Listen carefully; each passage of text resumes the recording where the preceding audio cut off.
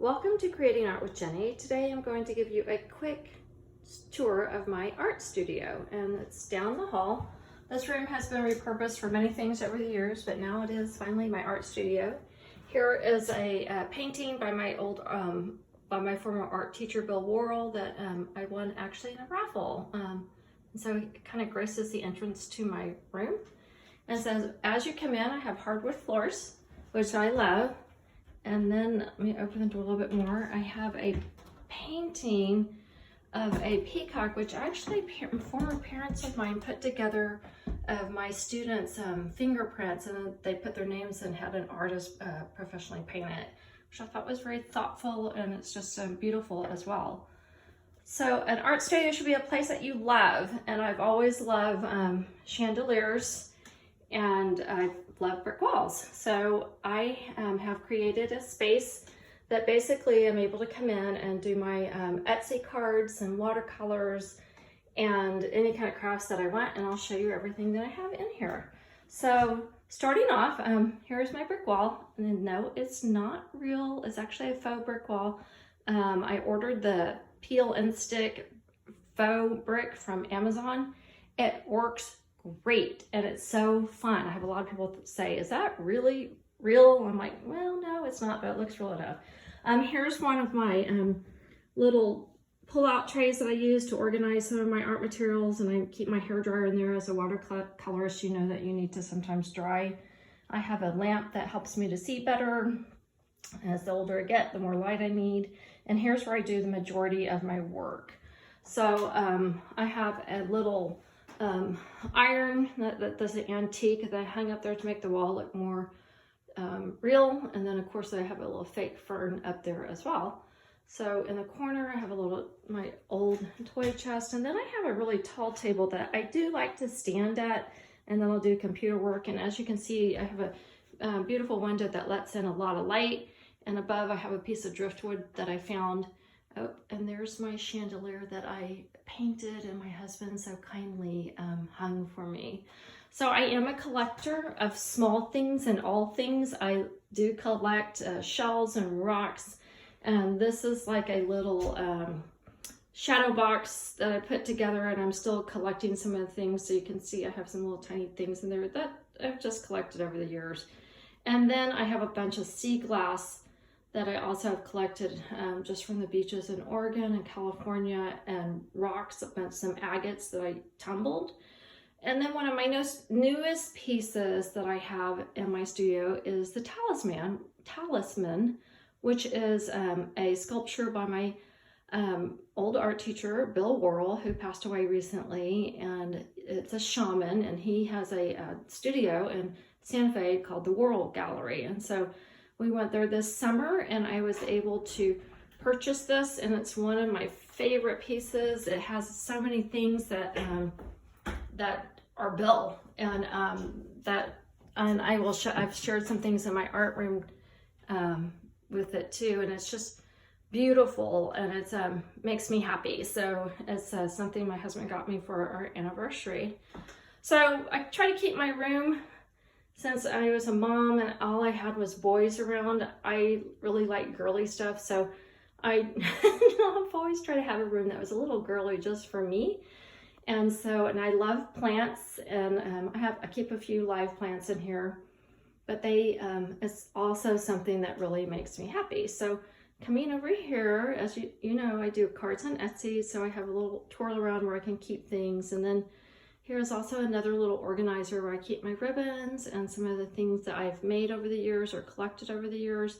And it sits on top of my flat files, and I know they look kind of worn. I actually got them for like a bargain from this old guy who was just selling them. So I do like to buy things that are used. It's just so much less expensive, but I keep my watercolor papers in there that I paint, and my paper, so it just stays clean and organized. And then over here, I have my printer and my papers and some of my cutters that I use to create my cards.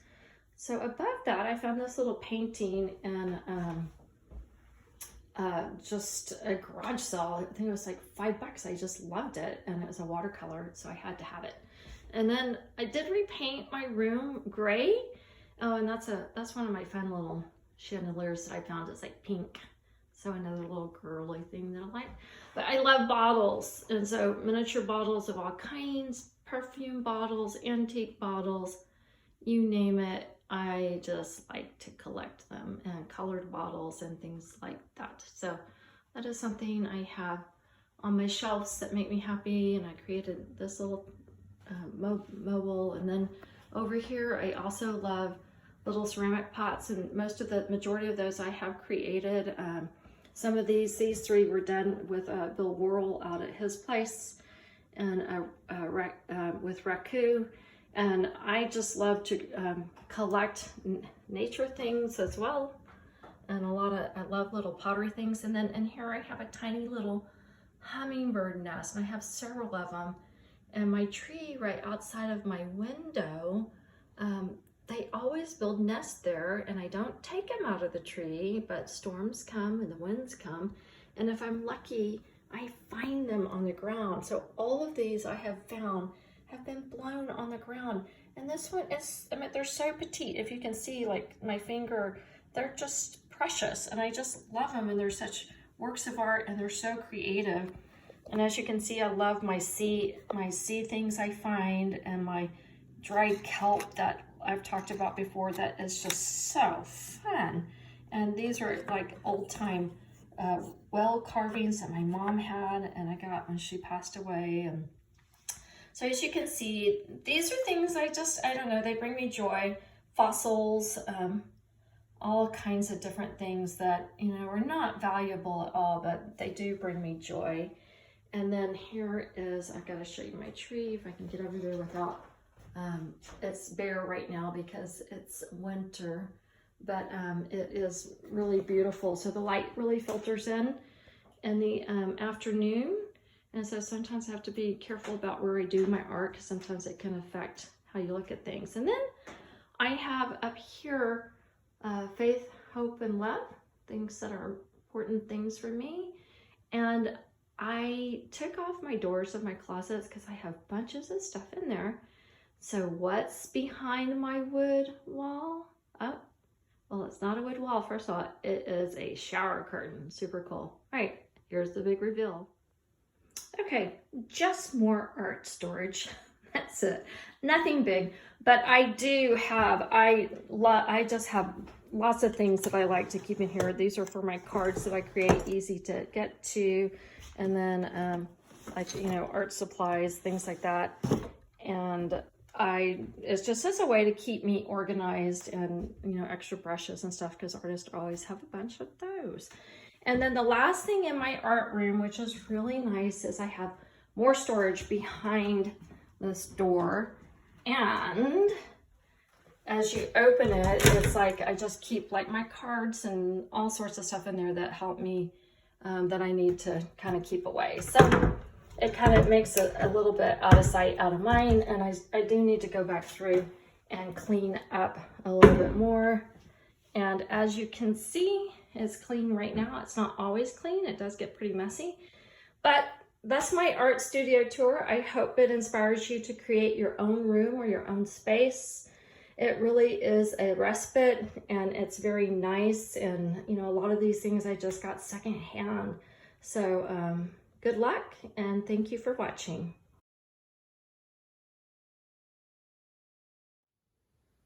All right, so this is a quick add-on because I forgot to talk about this in my just previously. A great resource to use is cigar boxes. And so I love cigar boxes because they are also very unique and fun.